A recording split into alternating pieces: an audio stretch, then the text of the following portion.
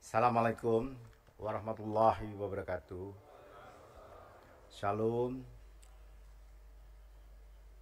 Om Swastiastu, Namo Buddhaya, salam sejahtera untuk kita semua. Yang saya hormati para gubernur, bupati dan wali kota yang hadir pada hari ini. Wabil khusus Pak Gubernur Jawa Tengah, sahabat saya Pak Ganjar Pranowo. Kalau saya bilang sahabat karena kami dulu sama-sama di DPR. Jadi itu saja konteksnya, jangan diperpanjang. Ya, yang saya hormati Pak Wakil Gubernur Jawa Barat yang populer dengan panggilannya Kang UU. Nah, itu. Ini juga adinda saya. Dan cukup sampai di situ saja. Kalau diperpanjang beda lagi. Dan semua yang mewakili, saya tadi lihat satu persatu. Saya ingin mengajak kita semua menaikkan rasa syukur kita kehadirat Allah Subhanahu wa taala, Tuhan yang Maha Kuasa, Tuhan yang Maha Besar, sehingga kita bisa hadir pada acara hari ini dalam rangka pemberian penghargaan pembangunan daerah dan penghargaan khusus serta sharing session pembangunan daerah tahun 2023 yang nanti akan kita ikuti bersama.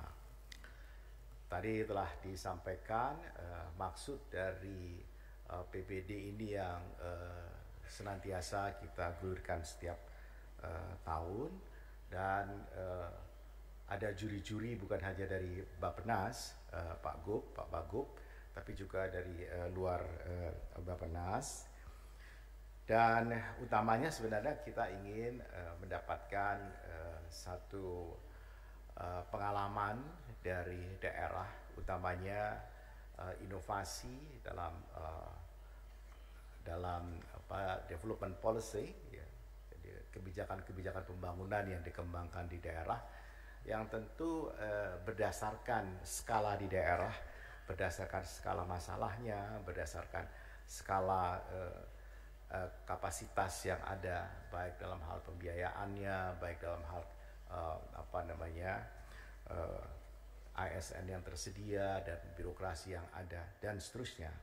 Kita memahami bahwa hal semacam itu menjadi bagian dari kreativitas masing-masing kepala daerah. Saya ingin sharing mengenai pentingnya rencana pembangunan jangka menengah yang ada di daerah itu, dan kemudian diturunkan dalam rencana kerja pembangunan daerah per tahunnya, yang basicnya itu base-nya pasti adalah base terhadap RPJP nasional. Saya ingin menyampaikan akhir-akhir ini itu hanya gegara saya menyampaikan di Komisi 11 mengenai sasaran-sasaran pembangunan yang berpotensi tidak dapat kita capai di 2024. Wah, itu digoreng ke sana, goreng ke sini, dan seterusnya. Seakan-akan kita itu sudah gagal, nggak karu-karuan. Itu lucu sekali. Jadi menurut saya, karena pemahaman ini, orang menganggap langsung kalau sasaran pembangunan memang adalah bagian dari Bappenas sebagaimana diperintahkan oleh undang-undang. Jadi kita menyusun secara teknokratik apa saja yang harus dicapai secara nasional dalam waktu 20 tahun, dan kemudian diturunkan dalam waktu 5 tahun. Nah, pengalaman selama 20 tahun terakhir setelah RPJP yang 2005 ke 2024, saya kira Pak Ganjar ikut menyusun pada waktu itu undang-undang itu, termasuk undang-undang sistem perencanaan pembangunan nasional. Nah, realitasnya itu banyak terjadi deviasi antara rencana pembangunan jangka menengah yang 5 tahunan di daerah dan di provinsi, dan di kabupaten kota terhadap provinsi, dan kemudian terhadap nasional. Kenapa? Yang pertama, kalender politiknya itu berbeda. Yang kedua, ruang kreativitasnya itu terlalu luas begitu.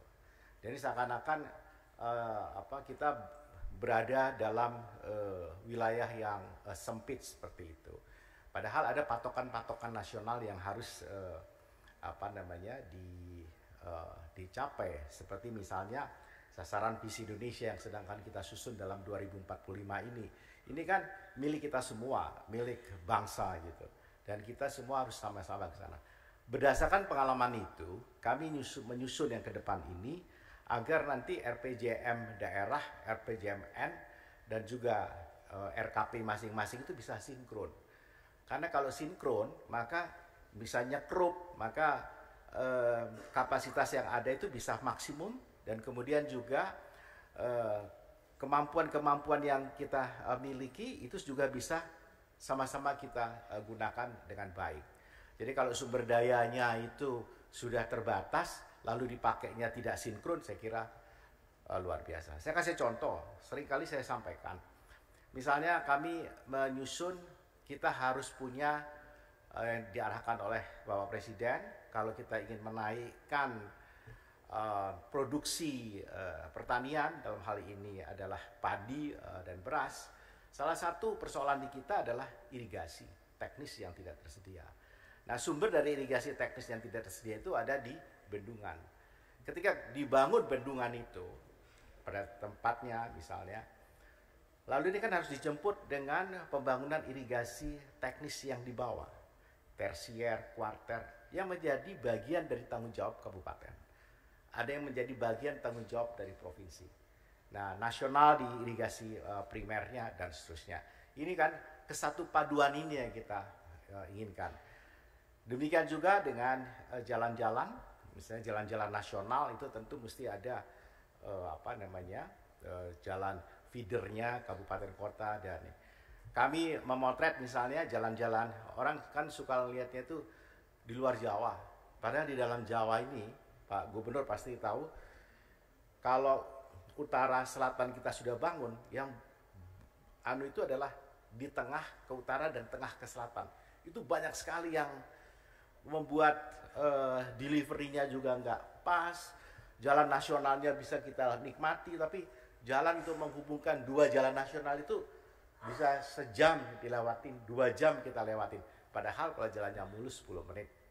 Karena itu atas perintah Bapak Presiden kami membuat impres jalan untuk membantu daerah menyelesaikan hal semacam itu.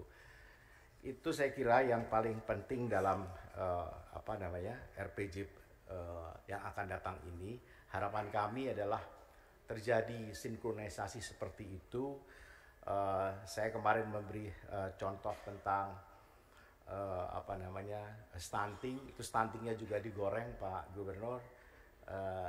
Ya karena orang menganggap kalau stunting begitu usianya di atas 5 tahun sudah nggak masuk dalam hitungan stunting, padahal dia carrier stunting gitu cara ngitungnya.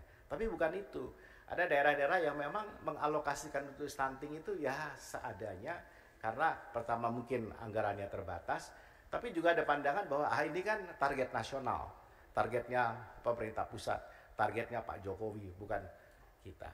Nah, kita bersyukur bahwa pada tahun 2024 ini pemilihan presiden, presiden dan wakil presiden, pemilihan anggota legislatif, pemilihan DPRD kabupaten kota, dan bupati, wali kota, kepala daerah seluruh Indonesia itu pada tahun kalender yang sama. Karena pada tahun kalender yang sama, kita berharap ke depan RPJMN dan RPJP itu bisa nyekrup, bisa sinkron, dan mudah-mudahan efisiensi atas anggaran yang serba terbatas itu kita bisa kita peroleh. Terakhir yang ingin saya sampaikan bahwa memang tidak banyak yang bisa kami berikan sebagai sebuah stimulan kepada daerah-daerah pemenang gitu. Untuk kabupaten kota misalnya para pemenangnya kami akan memberikan kesempatan untuk belajar di tempat-tempat yang bisa menjadi contoh dalam bentuk training, bisa di dalam negeri, bisa di luar negeri, nanti akan diatur oleh Pak Erwin. Sementara untuk provinsi kami menyediakan dana dekonsentrasi dari 10 miliar sampai dengan 20 miliar untuk para pemenangnya. Terima kasih sekali lagi atas kehadiran ibu-ibu dan bapak-bapak, dan wabil khusus Pak Ganjar yang hadir di sini. Assalamualaikum warahmatullahi wabarakatuh. Waalaikumsalam